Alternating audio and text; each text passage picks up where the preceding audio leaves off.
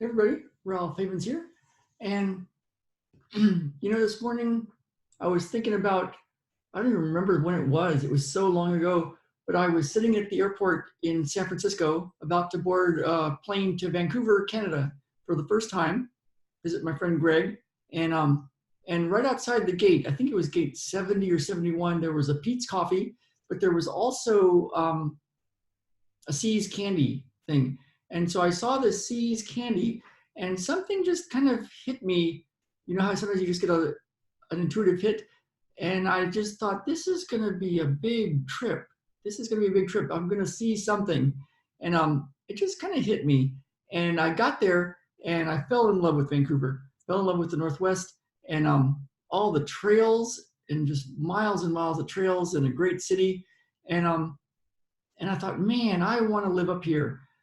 And the thing was, I had a successful physical therapy, what's called integrative manual therapy practice, the medical intuitive work that I was doing. And I had therapists working for me and had a home in a house that I owned in Mission Hills and walked 7 minutes to work to Mission Hills and had a good office manager, and life was good. We had one office manager, we had some therapists, and we were doing really well. And I was using some techniques. I was just getting into Eckhart Tolle and the power of now and visualizing, and another guy, Fred Dodson, and I was using my mind to see if I could visualize and create a reality where I had another home, a second home up in Vancouver. I thought, well, I'll have this home in San Diego, and it'll fund the business down there, will fund my second home in Vancouver. And so there I was. It was before Jen, and I was doing a lot of work to try to make this happen. And then I met Jen, and which was cool because I manifested that. I kind of dreamed that up a bit. I thought, man, why would I have a girlfriend? Another trip to Vancouver, and I was sitting on a bench, and I thought, what is that all about? And I wrote the detailed thing of what my life would be like with Jen. And the very next weekend, when I was back in San Diego, we started going out, and that led us on a really cool journey. The funny thing is, though, I think I had this internal desire for something. I just knew I had a bigger life in me, even though it was a pretty good life. I had a practice in San Diego, and I was helping people, and I was learning some cool stuff and had good people around me. But I felt like there was more. There was a bigger life. And so what I found was the thing I was trying to use, which was some of these change your mind, mindset things, and then just trying to figure it out, was not quite working. Not quite working. It seemed like it's just a lot of stuff in the way. And then I had some problems come up where the business started to go a little funny, and I had to fix that kind of stuff up. But I felt like there was this call in me to go find this bigger, even a bigger life or a different life for some reason. And I remember one time I was walking to work, and I had a bit of a scowl on my face, I guess, because my friend Scott was running, and he had a pretty kickback life, and he was running with his friend, and he kind of laughed because I looked like I wasn't very happy, and he was totally happy running during a weekday in the morning. And so I thought, there was something that just wasn't quite there for me. And as I look back on it, I think the thing that was in the way, of course, was me. There was something in me that was in the way. And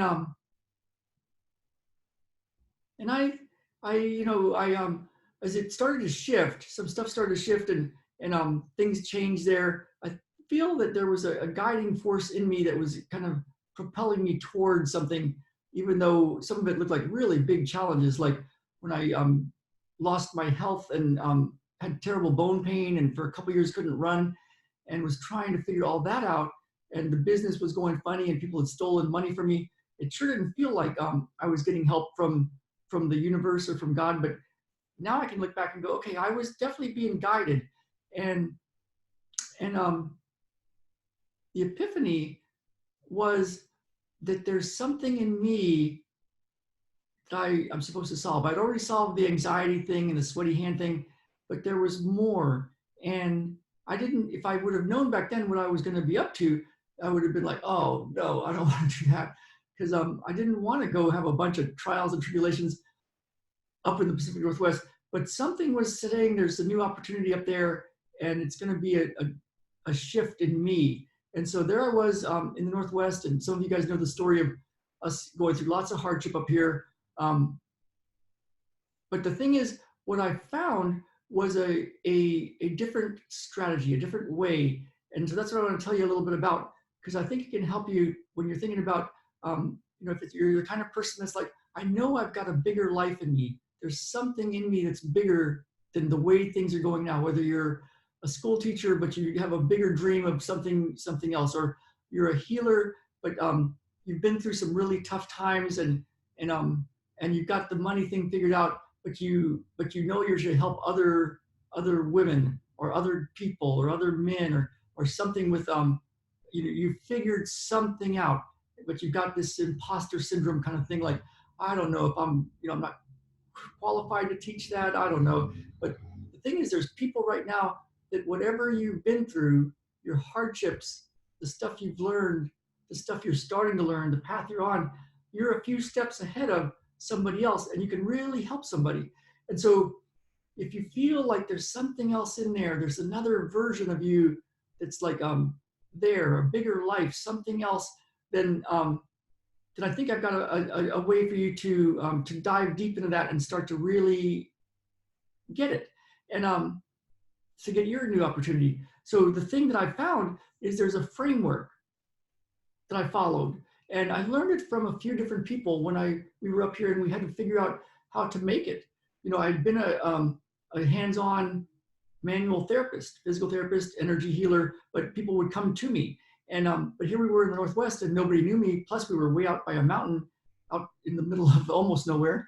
And I knew there was this, I was starting to hear about this online way of working with people. And I knew I could do healing work at a distance, over the phone or over a computer. I just didn't know how to get the message out to people. And so I started studying with lots of different coaches, and each one had a component. And I put it together into a framework that started to work for me. And it's kind of funny how when you have something big that you want, I wanted a bigger life. I didn't want to just live out by a mountain. And even though I love the homesteaders and the growing food thing and natural home building and just live out there off the land, and money's not the thing, but you have a simpler life. There was part of me that wanted that, but then I was like, no, I really want a bigger life. And I just didn't know how to do it. So as I studied with these different people, I saw that each of them had a way to see things that I couldn't see. And each of them had parts of the puzzle that I then developed into my own framework. And that's what I want to tell you a little bit about. And the first part that I found was I hope this is useful for you. Let me know if you think it's useful. Because I already know this, but it'd be cool to show you this if you want. And so it's a bit of, I think it might be a longer Facebook Live or YouTube. So what I found is the first thing is to have a vision. So, if you put the question to the universe, like, I know there's a bigger life in me, what might that be? Or maybe you already know what your version would be, like who you would be serving, who you would be helping, what you would be doing, your new adventure, your new business, your new way of being in the world and serving. If you start that brewing and then keep going deeper with it, like, why do I want that? What would it give me to have that?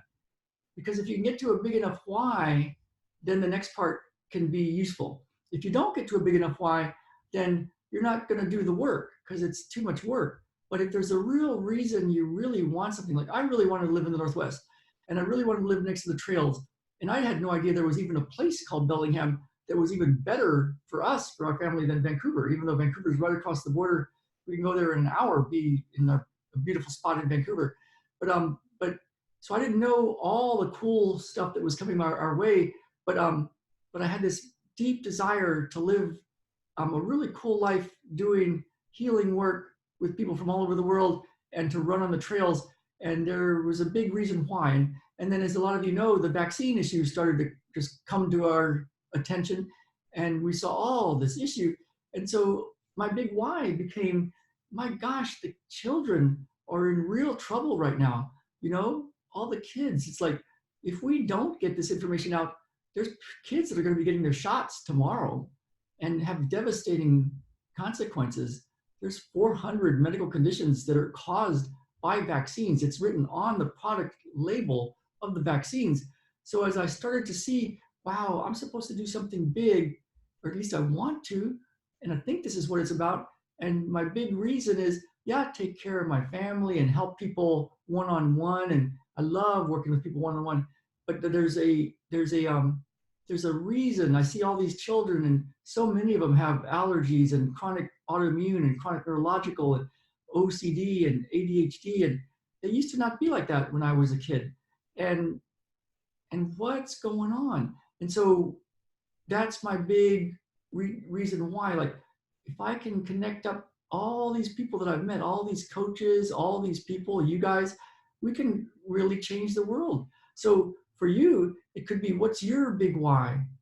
Why do you want the life? You've got a big life in you, a different life, something else brewing. Why do you want it? And so then the next part is the strategy. So you just need to know, well, how do I do it?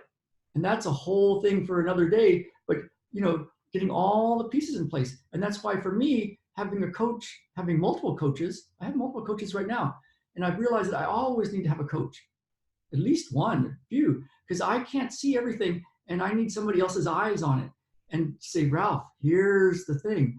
So as I've gone through this thing, I've developed my strategy to get our life the way we envision it, and then keep following the clues, And so the strategy is important. The other part is, once I have the strategy, once you have the strategy, you can start to look for the skills. Like, okay, who would I need to be in order to have this kind of life, this big life?